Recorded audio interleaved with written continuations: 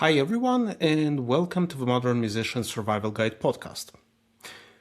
Today we're talking about the different types of games we musicians play. Of course, it's not about children's games, it's about the game of being a musician. And just like life is a game and has its own set of rules, being a musician can also be viewed as a game. In fact, if you think about the different words connected to music, like playing an instrument, in German, spielen, again, play, or in French, it has a lot to do with game and playing.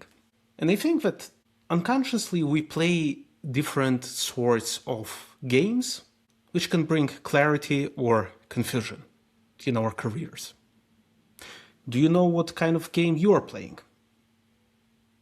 When thinking about this episode, I think that there are three types of games we musicians play. There's not a good or a bad one.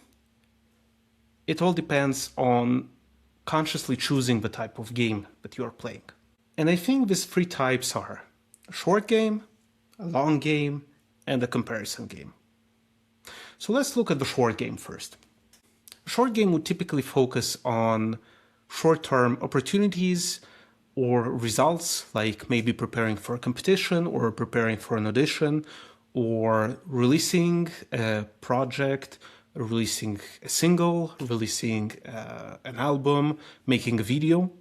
Can also be a short game, and it's about quick wins. And I believe it's not bad, it's actually good if you are consciously choosing this type of game to achieve certain results that are to be achieved in a determined period of time. It kind of gets risky and tough and maybe even draining when you are playing only this type of game and losing sight of the big picture. And with this, let's go onwards to the second type of game, which is the long game. What a long game might look like is building a career that you want, or building a fan base and reputation, building long-term relationships with colleagues and with presenters and with institutions, growing your skills, building stability. In order to keep playing this game, we need to fall in love with the process of being a musician. What is the process of being a musician?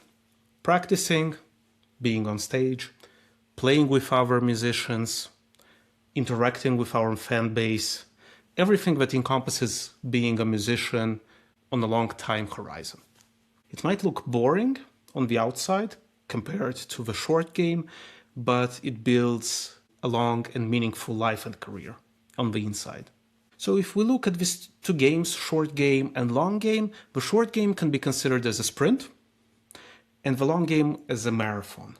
The short game might be more exciting, might be a bigger dopamine rush and quicker results. The long game, on the other side, is more stable, it's more slow, more rewarding in the long run. And then there's the third one, which is very risky and it can create a lot of frustration and resentment and feeling behind. And it's the comparison game. And the comparison game starts manifesting itself when you see what someone else has, and you think that that's what you want as well and what you deserve, even though it might not be at all what you want your career to look like.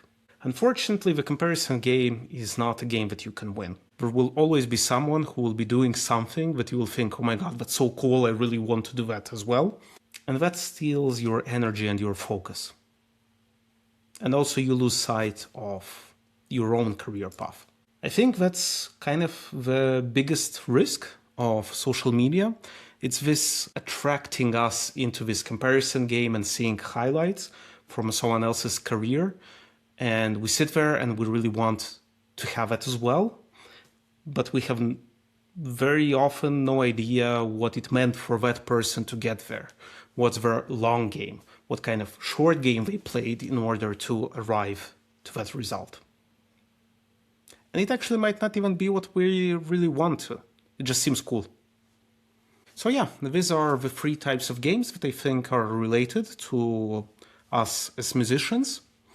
And before ending this episode, I would like to leave you with a question. What game are you currently playing, and which one do you want to be playing? Thanks for being here, and see you in the next episode.